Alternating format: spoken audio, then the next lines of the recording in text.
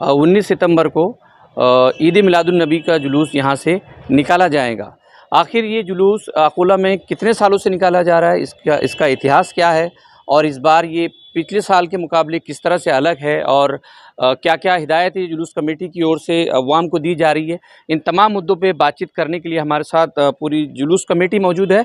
तो आइए सबसे पहले हम जो अकोला की एक अजीम हस्ती रही है मुफ्ती बरार अब्दुल रशीद साहब, उनके फर्जंद हमारे साथ है। पहला सवाल हम उन्हीं से लेंगे। मुझे ये बताइए कि इस जुलूस की तारीख क्या रही, इसका इतिहास क्या रहा, कब से शुरू हुआ? देखिए, अकोले की बात की जाए तो अकोले के अंदर इसकी जो बुनियाद डाली गई है वो मेरे वालिद गिरामी हुज़ूर मुफ्ती आज़म बरार रहमतुल्लाह ताला अलैह के हाथों से डाला और उन्होंने 55 सालों तक इस बरार के इलाके में खिदमत अंजाम दी और उन्हीं की सरपरस्ती में 55 सालों से जुलूस ईद मिलादुन नबी होता आ रहा है। और इंशाअल्लाह तबारक व तआला पहले तो ज़ाहिरी सरपरस्ती में होता था, अब इंशाअल्लाह तबारक व तआला क़यामत तक उनकी रूहानी सरपरस्ती में ये जुलूस ईद मिलादुन नबी होगा। जैसे अभी आपने कहा कि पिछले बार के मुकाबले थोड़ा इस बार अलग है, तो हमारे साथ यहाँ पर अध्यक्ष है जुलूस कमेटी के हाजी मुदाम साहब।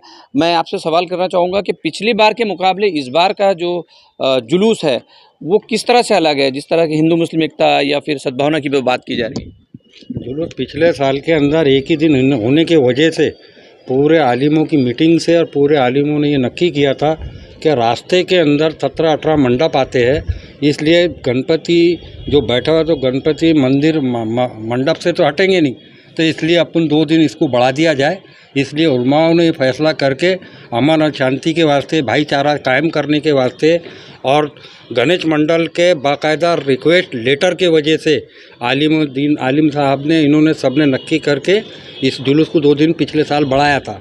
अब इस बार भी ऐसे ही आया, फिर आलिमों ने बैठे, सियासी लोग बैठे, जिम्मेदार बैठे और इन्होंने सब ने नक्की करके पिछले टाइम के जैसे फिर मंडपों का आ रहा है, तो इस बार भी अपन 2 दिन ये 2 दिन भी अपन जुलूस को बढ़ा दी जाए कि ताकि इनका लेटर भी आया हुआ है अपने को अमन का, तो अपन इसको अमन शांति से जुलूस को पार करेंगे, इसलिए 2 दिन अपन बढ़ा दिया जाए। हमारे साथ मुफ्ती बरार के दामाद साहब है इस्माइल शामी साहब। मैं आपसे एक सवाल करना चाहूँगा कि आपने उनकी हयात में उनकी खिदमत भी देखी है, तो जुलूस में पहला कैसा माहौल हुआ करता और आप कैसे?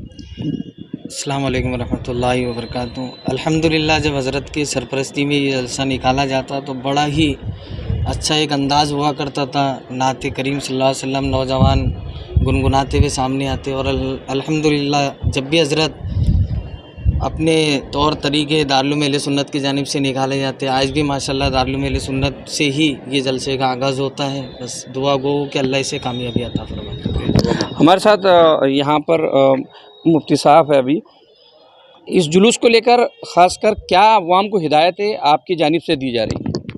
मैं तमाम मुसलमानों अकोला को ये मैसेज देना चाहता हूँ कि जुलूस मोहम्मदी है।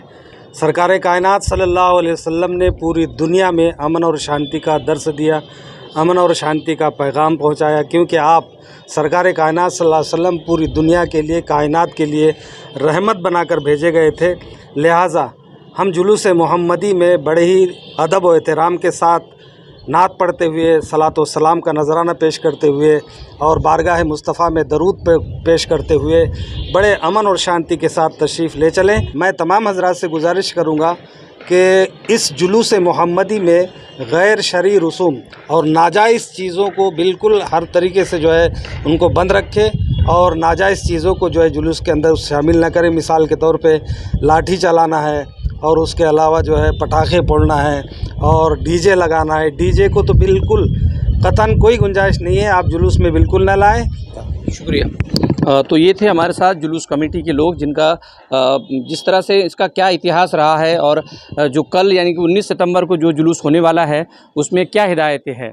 उम्मीद की जानी चाहिए कि जो लोग उलमाए इकराम की सरपरस्ती में चलने का दावा करते हैं वो ईद मिलादुन नबी के जुलूस में भी उनकी बातों पर अमल करते हुए तमाम तरह की डीजे, लाठी या जो दूसरी गैर इस्लामी गैर शरई चीज़ें हैं उससे इज्तनाब करते हुए इस जुलूस को कामयाब बनाएंगे। 20 से कैमरामैन यूसुफ शेख के साथ रिजवान खान।